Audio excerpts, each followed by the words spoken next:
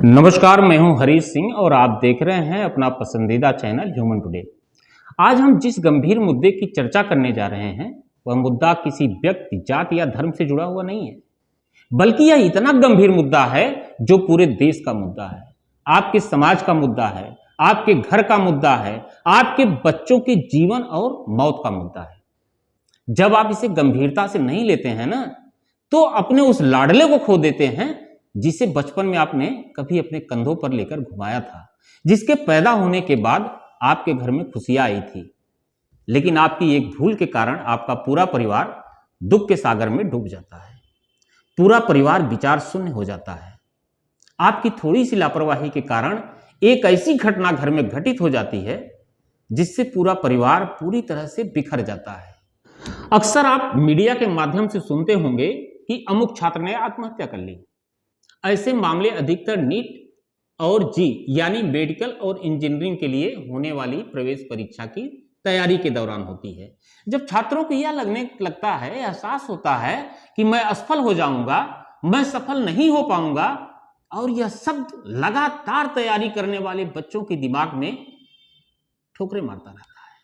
और जब वह शब्द लगातार दिमाग में ठोकरें मारने लगता है ना, तो बर्दाश्त नहीं कर पाता, तब वह सुसाइड कर लेता है और पूरे परिवार को दुख के सागर में डुबो देता है, पूरे परिवार को तोड़ के रख देता है।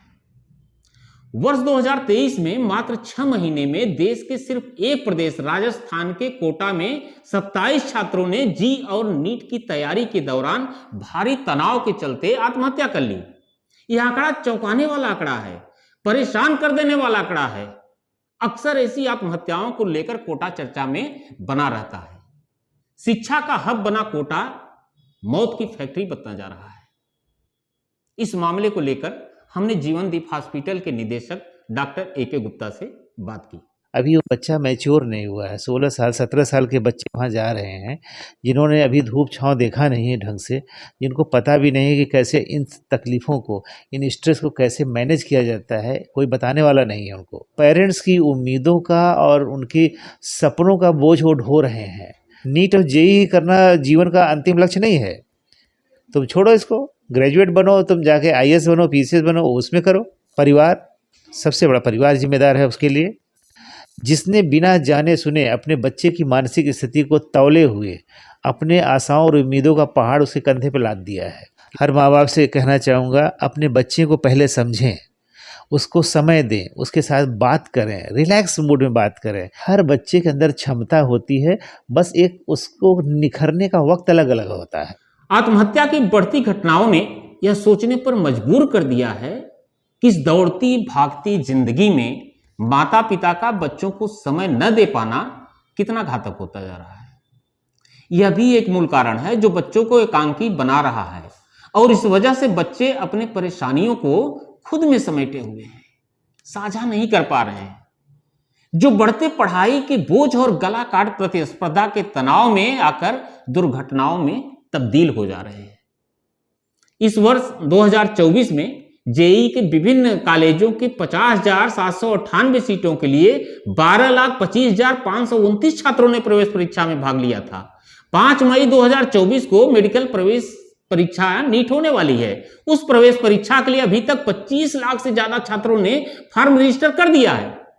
अगर अनुपात निकाला जाए तो लगभग 0.67% बच्चों को ही सरकारी कॉलेज मिल पाते हैं।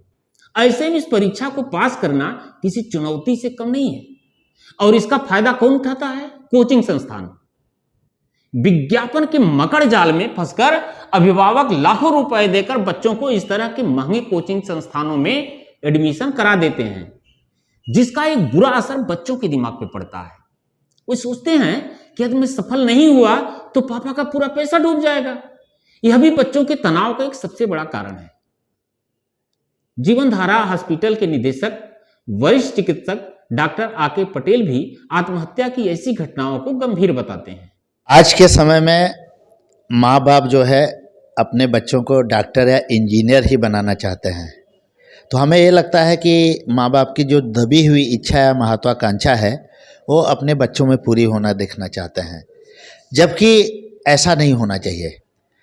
बच्चों की क्या रुचि है, उनका झुकाव किस तरफ है, उसी अनुसार, उनके रुचि के अनुसार बच्चों को अपना करियर चुनने का विकल्प मिलना चाहिए।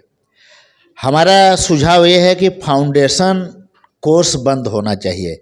जो बच्चे कक्षा 6, कक्षा 7 या कक्षा 9 से वहाँ चले जाते हैं मेडिकल की या इंजीनियरिंग की तैयारी करने, और वो पाते हैं कि जो वहाँ पे टेस्ट होते हैं इतने, उसमें उतना नंबर नहीं कर पा रहे हैं, उनके साथ वाला बच्चा उनसे ज़्यादा नंबर पा रहा है, तो उनके अंदर एक हीन भावना और डिप्रेशन की भावना पैदा हो जाती है। तो उन्हें लगता है कि उनका जीवन, उनका करियर सब कुछ बेकार है, जबकि ऐसा नहीं है।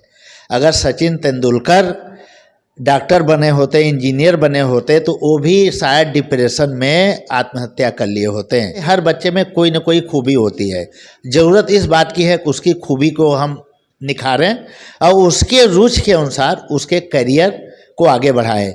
और हमें अपने बच्चों को हमेशा सपोर्ट करना चाहिए कि उनकी क्षमता क्या है, उनकी रुचि क्या है और क्या कर सकते हैं। हर बच्चा न डॉक्टर बन सकता है, हर बच्चा इंजीनियर बन सकता है। अगर सभी लोग डॉक्टर बन जाएंगे, सभी लोग इंजीनियर बन जाएंगे, तो प्रोफेसर कौन बनेगा, खिलाड़ी कौन बनेगा, वकील कौन बनेगा, सीए कौन बनेगा, समाज सेवी कौन बनेगा, नेता कौन बनेगा, पत्रकार कौन बनेगा, किसान कौन बनेगा, वैज्ञानिक कौन बनेगा। माँ बाप को सोचना चाहिए, बच्चों पे दबाव नहीं डालना चाहिए। उनका जो बचपन है, उन्हें खेलने के लिए, घूमने के लिए, मौलिक चिंतन के लिए उन्हें आज़ादी होनी चाहिए, उन्हें मशीन नहीं बनाना चाहिए।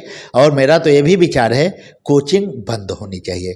राजस्थान सरकार ने कोटा में जब छात्रों के बढ़ते आत्महत्या की घटनाओं को देखते हुए एक टीम बनाकर कारणों का पता लगाया, तो टीम ने अपनी जो रिपोर्ट सरकार को सौंपी है, उसमें 6 कारणों का विशेष रूप से उल्लेख किया है। पहली, परीक्षा में जबरदस्त प्रतिस्पर्धा और सफलता की सीमित संभावना। दूसरी, परिवार और मित्रों से दूर रहते रहते एकांकी हो जाना और परिवार द्वारा समुचित रूप से संवाद न होना। तीसरी, कोचिंग में होने वाले टेस्ट और बैच के आधार पर कक्षाओं का अलगाव। चौथी, कोचिंग की व्यस्तता और बड़ा सिलेबस। पांचवी, पढ़ाई का बोझ और अभिभावक की उम्मीदें। छठी, छुट्टियों का न मिल पाना। सरकार ने आत्महत्या के घटनाओं को रोकने के लिए एंटी सुसाइड सीलिंग फैन लगाने का आदेश सभी छात्रावास के मालिक और वार्डन को दिया है। अधिकतर छात्रावासों में इसे लगाया भी जा चुका है और कुछ छात्रावासों ने अभी तक इस पर कोई कदम नहीं उठाया है। आपको बता दें कि एंटी सुसाइड फैन ऐसा फैन है जिसमें पाइप नहीं लगी होती, बल्कि पाइप की जगह स्प्रिंग का प्रयोग होता है, जो भार पड़ने पर नीचे आ जाता है। सवाल यह उठता है कि सरकार का यह उपाय कितना कारगर हो सकता है। मानसिक प्रताड़ना का शिकार हो रहा बच्चा यदि आत्महत्या करने की ठान लेगा तो दूसरा विकल्प खोज लेगा। सरकार को चाहिए कि इसके साथ ही टीचर और अभिभावक को साथ बिठाकर आत्महत्या जैसे आत्मघाती कदम छात्रों द्वारा न उठाया जाए, उसके कारण और सुधारों पर बेहतर तालमेल बिठाकर चर्चा होनी चाहिए। इसके बेहतर उपाय खोजे जाने की जरूरत है। इस ज्वलंत विषय पर दूरदर्शन के पत्रकार अनिल वर्मा कहते हैं, छात्रों को कक्षा 8 से ही कड़ी प्रतिस्पर्धा के लिए मानसिक रूप से तैयार रहने और उससे ना डरने की सीख माता पिता को देनी चाहिए। बच्चों से सदैव दोस्ताना व्यवहार रखना चाहिए। उनकी हर परेशानियों को ध्यान से सुनने और उसे दूर करने का प्रयास भी करना चाहिए। उन्हें आश्वस्त करना चाहिए कि पूरा परिवार उसके साथ है, यानी वो घबराए ना। असफल सफल होना तो अलग बात है। बच्चों को खेल कूद में अवश्य भाग लेने को बोलें और हो सके तो खुद साथ में खेलें। इससे शारीरिक और मानसिक मजबूती दिमाग को मिलती है। बच्चों से अपने रुचिकर विषय को खुद चुनने में स्वतंत्रता दें। जब आप अपनी तरफ से उसके ऊपर कुछ थोपते हैं तो उसके ऊपर मानसिक दबाव बनता है, जिससे वो परेशान हो जाता है। कोटा शिक्षा का हब बने, अच्छी बात है, लेकिन माँ बाप की आकांक्षाओं को पूर्ण करने की लड़ाई में अपने जीवन की जंग हार जाएं तो ये कैसी शिक्षा है। आप अपने बच्चों के ऊपर आकांक्षाओं को न थोपें, बल्कि उसे अपना सफर खुद तय करने दें, अपना निर्णय लेने की उसको छूट दें। धन्यवाद। आपको यह मुद्दा आपको कैसा लगा, कमेंट करके अपनी राय अवश्य दें। फिर मिलेंगे किसी और मुद्दे के साथ। आप देखते रहिए ह्यूमन टुडे। नमस्कार।